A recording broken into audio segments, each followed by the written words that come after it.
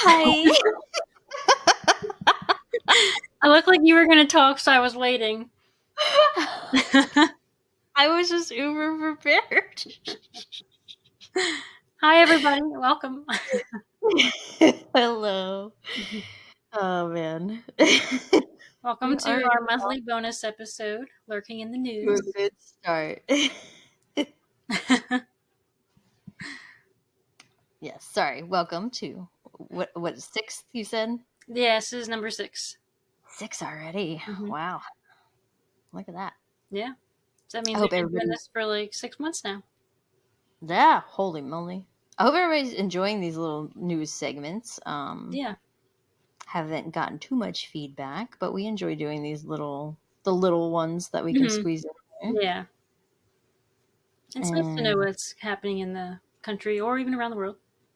I Interesting. also think it's cool that, because this is going to happen today, that who knows how many months down the road where the news update we give becomes maybe the next case we cover, or a new update that we can give. Mm-hmm. Or an update on an update.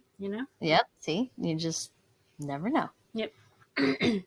And today, also, I squoze in, it's old news, but funny news, a little bonus story that maybe I can end on for today. Yep. Yes. And I'm going to start us off. And I want to tell y'all that I had a fun little trip to the hospital this week. So when I wrote all these, I was on some medication. So I don't really remember quite how these went. So these are news to me as well as you. So here we go. My first one is about Kelsey Pittman. This was last updated at the end of July of 2025. A 33-year-old Kelsey Pittman, who was a resident in North Carolina, last communicated with her family in November of 2024. When they didn't hear from her, they reported her missing. There was a report that Pittman was seen in St. George, Utah in early December. Then on February 5th, someone called in an abandoned car on private property in Death Valley. There they found a 2009 Chevrolet HHR with North Carolina plates registered to Pittman. This is about 260 miles from Pittman's last known location.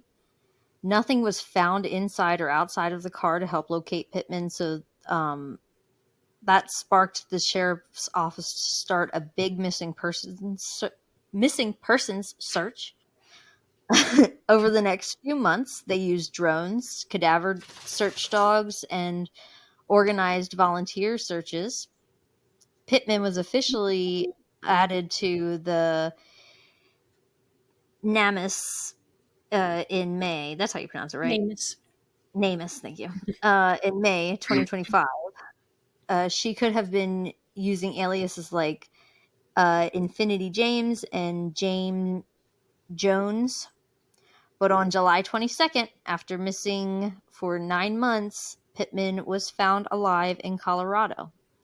And there was no other information pertaining to her or provided because of Pittman requesting privacy. Weird. Yes. So, I honestly, because like she wants the respect of her own privacy, I'm not even going to throw my theories out there. Let the girl live. I guess. Yeah, but if you know you're missing and people are looking for you, why aren't you speaking up and saying, I'm not missing? I feel Instead of like wasting effort. I also wonder though sometimes if those people could have had like turmoil with family or something and really Yeah, are was there running. What trying if they're to running for hide their or life? something? Yeah, like running for their life and trying to stay private. I mean, in which And case, couldn't she still have contacted police and be like, hey, I wish to remain private for safety reasons, but I'm not missing? yeah, I mean, yeah, she definitely could have done I don't that, know. but I don't know the And it situation. was kind of weird seeing her car abandoned and things like that. So it is a little suspicious, I guess. But Yeah, it makes it look like some sort of foul play is involved. If there's like an abandoned car and that kind of thing. yeah. Yeah, weird story though. Yeah. 9 months later in I mean, it's good Colorado. she's alive and okay. Yeah, We don't really get definitely. that kind of ending often on this channel. No, unfortunately. All right, next up is Trudy Appleby. Trudy Appleby was 11 years old when she vanished on August 21st, 1996, near her home in Moline, Illinois. She had asked her dad if she could go swimming with a friend on Chappelle's Island, but he said no. She went anyway, and then was never seen again. Oh, Yeah. A uh, neighbor, yeah, her poor dad, like, I know. Like I was just thinking, like mhm, you just can't do right all the time as a parent, guys. yeah, You just it's not his fault. can't. Teenagers or preteens will be preteens. No. Yep. Because I would have done the same damn thing. Yeah. A neighbor told police she believes she saw Trudy getting into a gray vehicle with a man in his early 20s with brown curly hair. Despite many years of investigating, the case grew cold until recently. On August 13, 2025, Moline Police Chief Darren Galt said at a press conference, 28 years, 11 months, and 23 days. That is how long the family of Trudy Appleby has waited for a resolution to her disappearance. That's 10,584 days. That is the time it has taken to stand before you and say what we had long hoped we could say. We have made an arrest in the murder of Trudy Appleby. Today I can confirm that on August 13th, 2025, Jameson Fisher was indicted by a grand jury in Henry County, Illinois for the murder of Trudy Appleby, end quote. Fisher was named as a person of interest in 2020. He was a family friend and associate of another suspect who died back in 2014. Fisher was already in custody in an Iowa jail on an unrelated drug and parole violation charge when the Moline Police Department served his arrest warrant. According to Kathy Runtry, the Henry County State's attorney, Fisher was, quote, indicted with 3 counts of first-degree murder and 1 count of concealment of a homicidal death, end quote. She also stressed that anyone charged with a crime is innocent until proven guilty. Unfortunately, police still do not know where Trudy's body is, as she is presumed deceased. Chief Galt also stated, quote, at this time, we have not recovered the remains of Trudy, and due to that ongoing investigation, I am unable to discuss in any more detail this part of the case. We will continue to pursue anything that comes up, and we hope that at some point we'll be back in front of you to give you better answers. But this is the current phase we're in, and the investigation does not stop today, end quote. If you have any information about the Trudy Appleby case or where her remains might be, please contact the Moline Police Department at 309-797-0401. Well, I'm glad. It sounds like we got somebody. Yeah, a little bit of resolution in that case. Hopefully we can find her body, though. I know. I had another case on here. You know what? I'm not even gonna, don't even quote me on that. I don't know what I have here. I just hope that what they have is enough to convict the guy, because it is hard to convict without a body. And I don't know what evidence they have that led them to him. It's true. Yeah, that's true. Yeah, because we won't, and we probably won't get any of those details till they take that to trial or something. Yeah, and that probably won't even be till next year, for all we know. Yes, of course. Yeah, more than likely anyway. Mm-hmm. All right. My next one is about the first date trials. Maxwell Anderson, who's 34 years old, went on a first date with Sade Robinson. The 19-year-old college student met Maxwell at a Milwaukee restaurant called Twisted Fisherman for dinner on April 1st, 2024. Sade was attending Milwaukee Area Technical College studying criminal justice while working at a pizza shuttle. Afterwards, after the date, Maxwell took Robinson back to his apartment where he brutally killed her, dismembered her, disposed of her body parts in various places, and burned her car. That escalated very quickly. What the heck? Yeah, that's Has he dismembered somebody before? not that no, there was no previous dismemberments that I'm aware of. That is very scary. You can't even go on a date anymore without being dismembered. I know. Just being killed. Like, they were having a good night, apparently. Dinner, drinks. Right. Like, what the heck happened? Back to his apartment, probably to have a great ending to a great night, And he didn't want to, and he got mad, and I don't know. No, Kirsten, it doesn't go that far. When you're just a drunk guy who gets mad because she said no. This is planned. Dismemberment. It must have. What else? There's nothing he could have done to this man to warrant what he did. Yeah, that's exactly right. Over the next few weeks, the various body parts of Robinson were being found. Both her legs, right arm, and her torso were found around like different parks and things. On April 2nd, another part of her leg was found in a different park. This is the same day Maxwell drove around Robinson's car and set the car on fire. On May 11th, her right arm washed up in Wakongan, Illinois. So he's literally scattering her everywhere. Literally, yeah.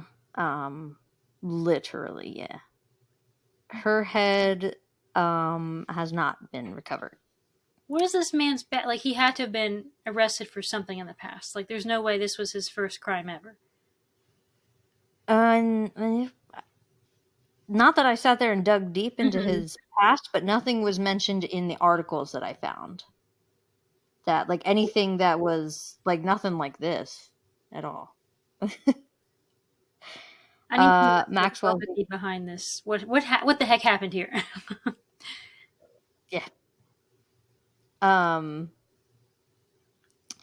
Maxwell is being charged with first-degree intentional homicide, mutilating a corpse, hiding a corpse, and arson. The only angle the defense really had was that he had no motive to kill Sade, and no murder weapon was found in his apartment. They found 2 photos on Maxwell's phone, one of Robinson face down on the couch, and the second was of him removing her pants and underwear. Yes, yeah. Those pieces of clothing were found in the trunk of the burned car.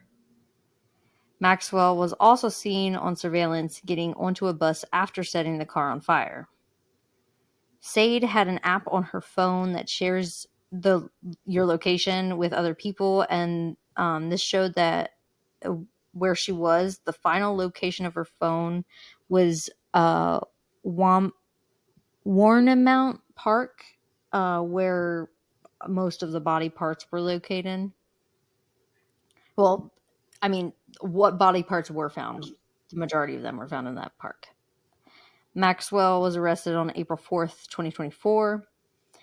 On August 1st, Maxwell Anderson was found guilty and sentenced to life in prison. This man needs death. Yeah, they don't do that. They don't do that there. Well, let's change that, please. Disturbing story. Right? Like, that one was... Yeah, that was... I don't know why, but something about, like, torsos really gets me. Like, finding a leg, that's terrifying enough, but a torso, I don't know, just something about that really bothers me every time, like, especially like the case of the torso killer. Like, there's just something disturbing about there just being a torso. That's because, like... Because the rest of the body's gone. Like, here's your torso. Yeah, they have cut away all Yeah. your other distinguishing parts. It's just Mm-hmm. like, yeah, it's brutal. That's Yeah. unnatural. To so Mm-hmm. yeah, and he apparently really dismembered her because they're yeah, yeah. Yeah, it's very unsettling. That's what I'm saying. He had to have planned it. Right, like there's no way this just happened. Yeah, he did not just bring somebody home and then like, oh my, oops, she's dead. Oh, I'm just remembering her now. Like, And like, was he planning to be a serial killer? Like, was he planning to do this again? I don't know. But That's it's weird. crazy. Yeah. Wow. Let us Yeah. know your thoughts in the comments. Yeah, that one. Yeah. Oh man. All right. Next up is Giovanni Pelletier. I originally had this one on our list to share as a missing person, but there have been some sad updates to this case. Giovanni, age 18, had traveled from Raleigh, North Carolina to Englewood, Florida in late July with his mother, Bridget Pelletier, her fiance, Jeremy Brown, and Giovanni's 4 siblings. He planned to reconnect with some of his paternal relatives while in Florida, which is where he was born and had lived until he was about the age of 4. Around 1:30 a.m. on Friday, August 1st, Giovanni was picked up in Englewood by a paternal cousin and 2 of the cousin's friends who were going to take him to Brevard County. Within 30 minutes of being picked up on August 1st, Giovanni twice texted and called his mom, but she was asleep and didn't see the missed calls and messages until later that morning. Both texts included the word help. Yeah. When she awoke around 6:20 a.m. on August 1st, she also had a missed call from one of the people who had been with Giovanni and a voicemail from Giovanni's paternal grandfather. The voicemail said an altercation had taken place between Giovanni and the other men, and they had left Giovanni on the side of the road in Bradenton in Manatee County. Bridget spoke to the cousin who told her the group smoked marijuana with Giovanni after they picked him up, and then he began to panic. The cousin also claimed that Giovanni cursed at him, which led to a confrontation on the side of the road, during which Giovanni apparently pulled out a knife. Then the group wrestled the knife from Giovanni, and he took off running. Bridget was adamant that the alleged behavior is very out of character for her son, whom she believes likely felt unsafe and outnumbered. One of the men who was there that night told authorities that after they smoked weed together, Giovanni started tripping, and they pulled over because he had to use the bathroom.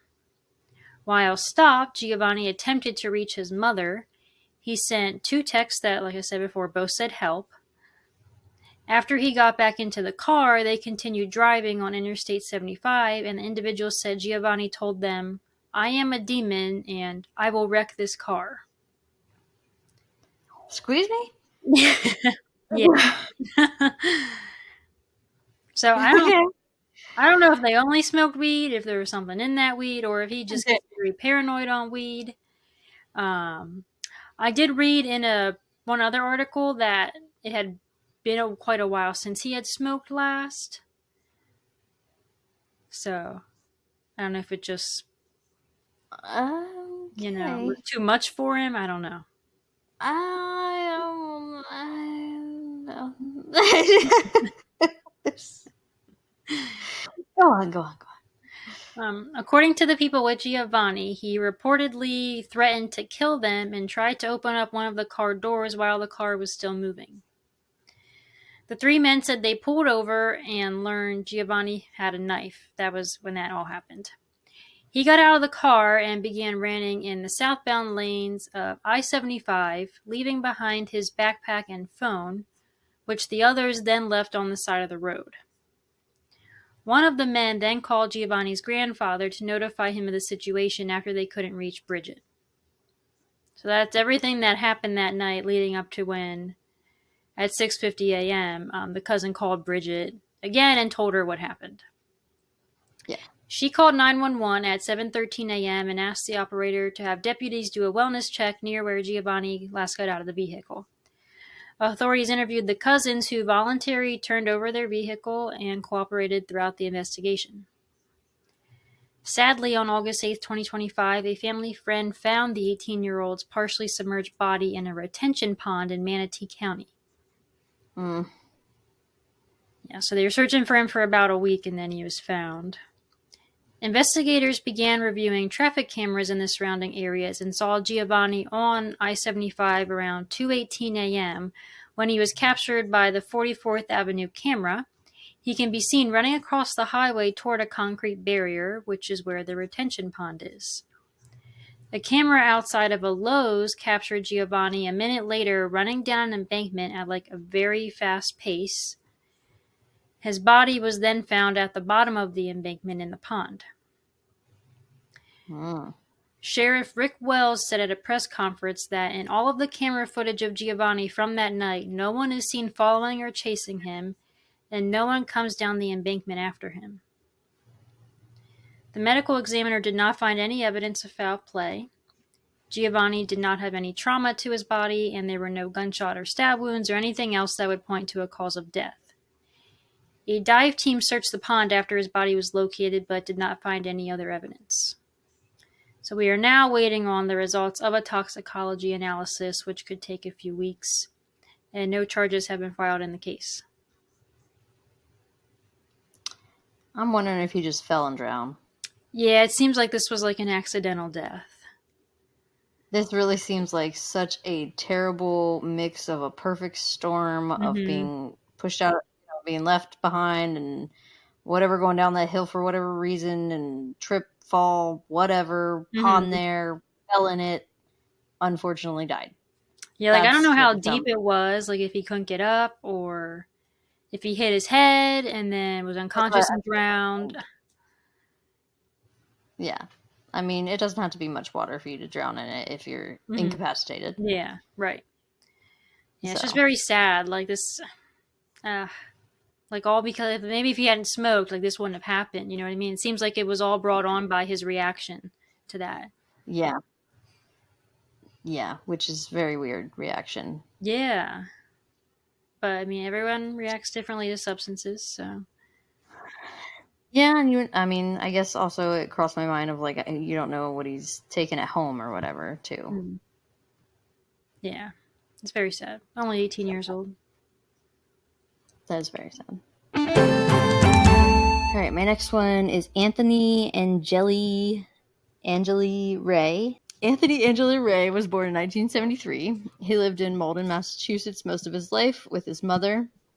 In August 1988, his last known location was in Harbor School in Newbury, Massachusetts. 4 years later, partially buried remains are found off of Highway 95 South in Newbury. The cause of death was unknown, but the autopsy determined they were the remains of a teenage boy. It wasn't until recently that the DNA samples were sent to a private laboratory located in Texas that is equipped with the latest technology. These remains found had been positively identified as 15-year-old remains of Anthony Angelli Rea. They are now working on finding other relatives to Anthony. Anyone with information is to call the State Police Unsolved Case Unit at 855-MA-SOLVE. Did it say what they thought like the cause of death was at the time? No, because I'm guessing because it was the remains were completely probably skeletal at this time because it was 4 years later. So there was no the cause of death was unknown from the autopsy. That's sad. 15 years old. Yeah, that is really sad. And like we know nothing, absolutely nothing. But a little closure to the family that we now have a name. Yes, and the remains. Yeah, then we can, that. Yeah, the family member's no longer missing. Yes, that's right.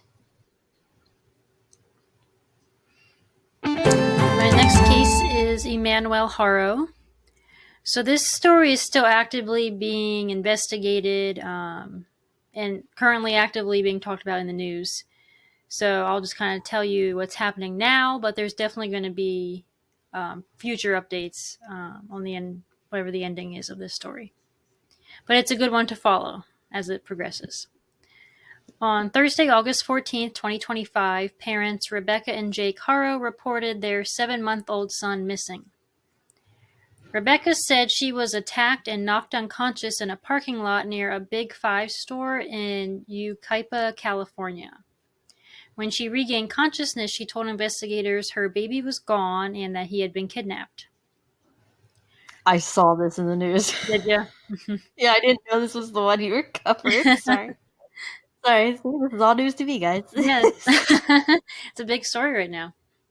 Yeah. Rebecca and Jake were both arrested and accused of murder on Friday, August 22nd, after detectives found inconsistencies in the mom's story and determined that their claims that Emmanuel was kidnapped were not true. Deputies changed the case's classification from kidnapping to critical missing child. While searching the family's home in the days after they reported their son kidnapped, deputies removed a 2-year-old child from their care and transferred her into the custody of the Riverside County Department of Public Social Services. I smell a secondary Casey Anthony's case coming up. Maybe. That'd be terrible. But if you didn't see the video, her acting, yeah. If she really did it, yeah, she Oscar goes to her. Yeah. Jake's ex-wife then filed for a restraining order against him, and court records show that she was seeking to have his visitation rights stopped in light of Emmanuel's disappearance. And Jake seems like he's a piece of shit. He previously pleaded guilty to willful child cruelty in 2023. Oh. And prior to his arrest on Friday, was slated to appear in Riverside County Court in early September for firearm violation charges. Do you know what that child charge, like, what he would have done for that kind of charge? No, I didn't really look into that. I also, in one article, it said it was in 2018, and another said 2023. So I don't know if it was just one and the dates are just incorrect in one of them, or if there was two. But bottom line, he should not be around children. Yes. Riverside County Sheriff's deputies said they responded to a call of child abuse at a home in the 2300 block of Cottonwood Avenue in Moreno Valley on Thursday afternoon.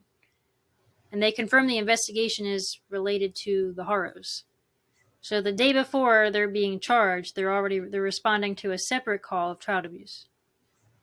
Yeah. Authorities sadly believe the baby is dead. They conducted an operation off the side of the 60 freeway in Moreno Valley on Sunday, August 24th. It's unclear exactly why San Bernardino County Sheriff's Department deputies were drawn to the area. They confirmed that both cadaver dogs and detectives were at the location along the westbound shoulder of SR 60 near Gilman Springs Road in the Badlands, which is a sprawling expanse of wilderness that includes canyons and mountains. Jake Haro was also with authorities when the search was going on. Video posted to social media showed him wearing an orange jumpsuit while standing with investigators in a field. So clearly he's not being cooperative, because if they haven't found the body yet, like, he knows where it is. Yeah. And he's just standing there with them in a field. Like, he's clearly not helping. You think he's just looking for attention? No, I think he just doesn't want to tell them where the body is, so he's acting like he doesn't know anything. Like, you're already arrested and suspected of murder. You're not getting out of this. Just show them where the baby is. Yeah. Piece of shit.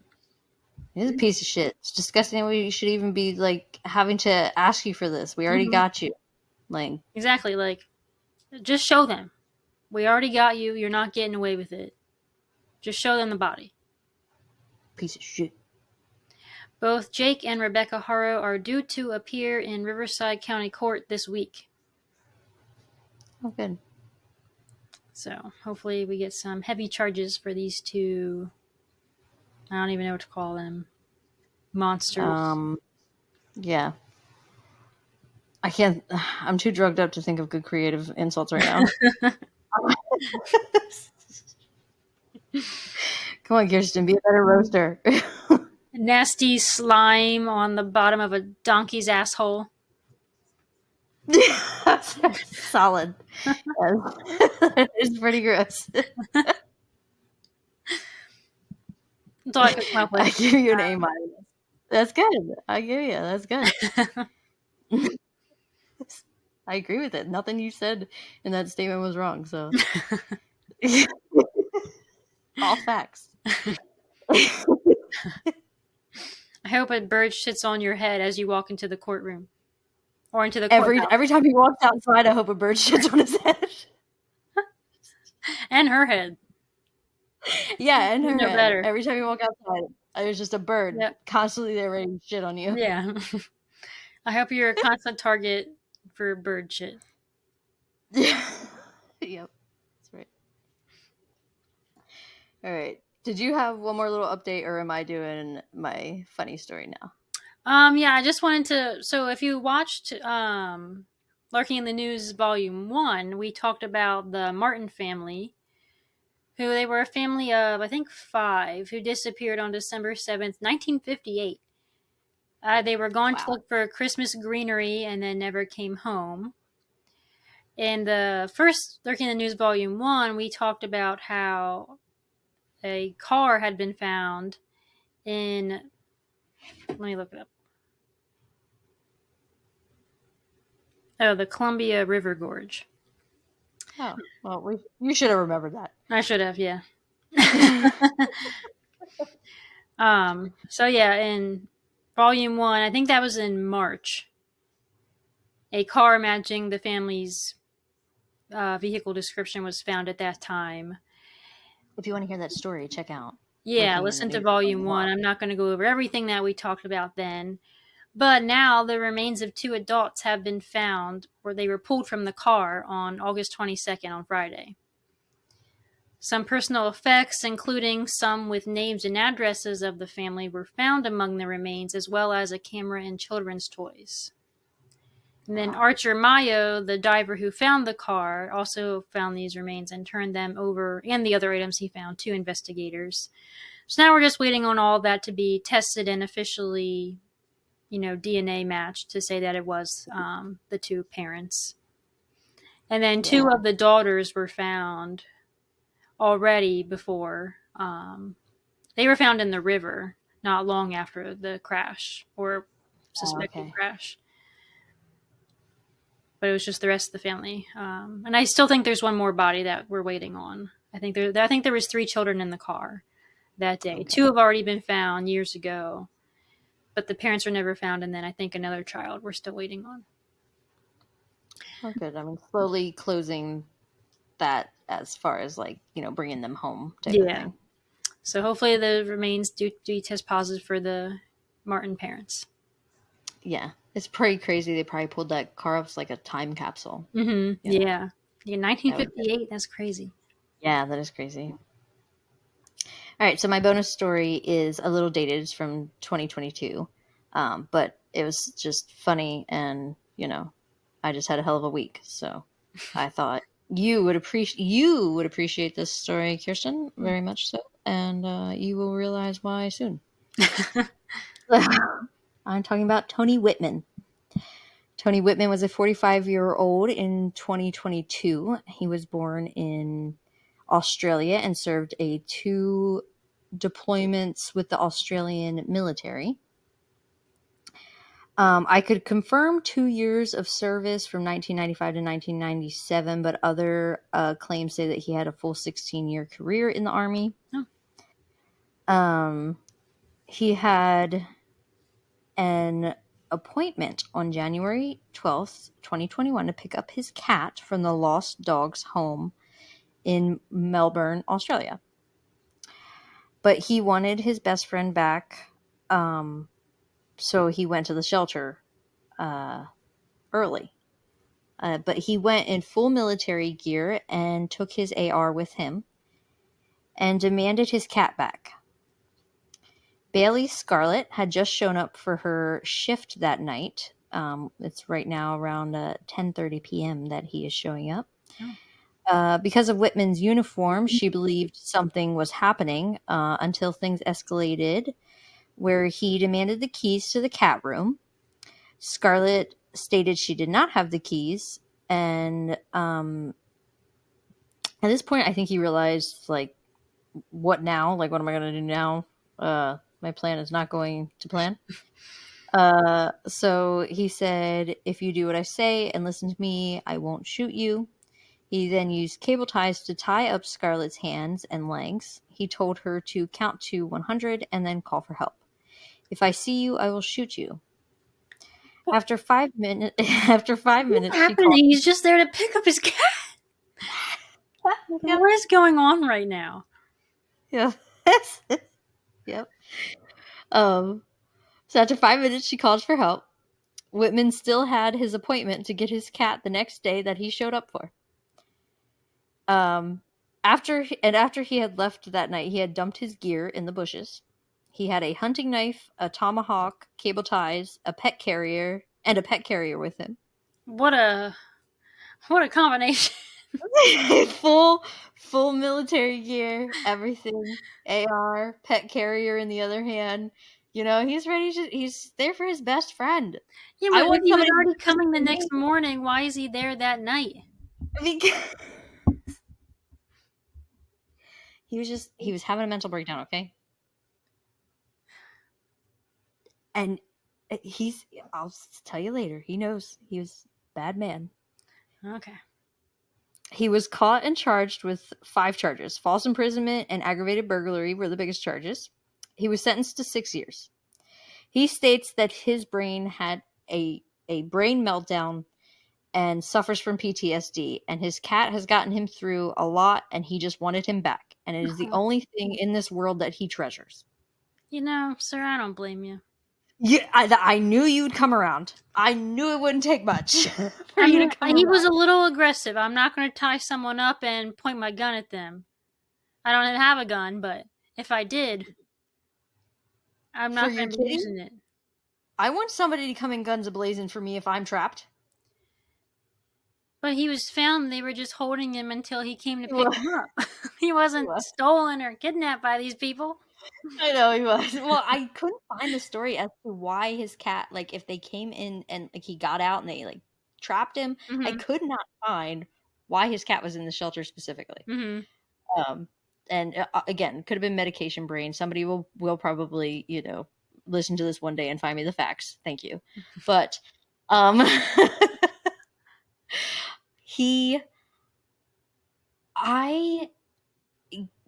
I get the mental illness, man. Mm-hmm. Like, he just wanted his best friend. Could you imagine feeling nothing but alone in this world and your best friend, you're just like, and like, you just have this PTSD and whatever from, you know, and you're just like, I gotta save my best friend. I need my best friend. And he said, and it just like, he said, there was a quote that he said that just his military training and his anxiety just came together, and he knew he messed up. He knew, you know. Yeah. But this is very avoidable. He could have went in there nicely and said, "Hi, I would like my cat back." Yeah, he could. Would he be in the news? No. You know? Yeah. Would he have these charges? No. No. I think he learned a valuable lesson. You know, he's a real one for that cat, though. Yeah, but by doing this, he got more time away from his precious cat. He got 6 years. I know. You're right. You're right. Tisk tisk. It is. I also put in a lot of effort to try and figure out the cat's name. Couldn't figure that out. Aw. Do you have a picture of the cat? No, I couldn't find a picture of the cat. Oh, man. Yeah. But I bet it don't matter. That cat was worth it. Yeah. We'll post pictures of our stink butts instead. Heck yeah. Any opportunity to post my stink butt? Absolutely. Yeah. So that was my funny little, like, crazy cat lady would love this story. Yeah. For you. So hope you guys enjoyed that. And make like a shadow and follow us on Facebook, Instagram, and YouTube at Lurking in the Shadows Podcast. Check us out on TikTok at Lurking in the Shadows Pod. Any questions, concerns, or case suggestions, shoot us a Gmail at Lurking in the Shadows Podcast at gmail.com. And keep lurking around for our next episode. Bye. Bye.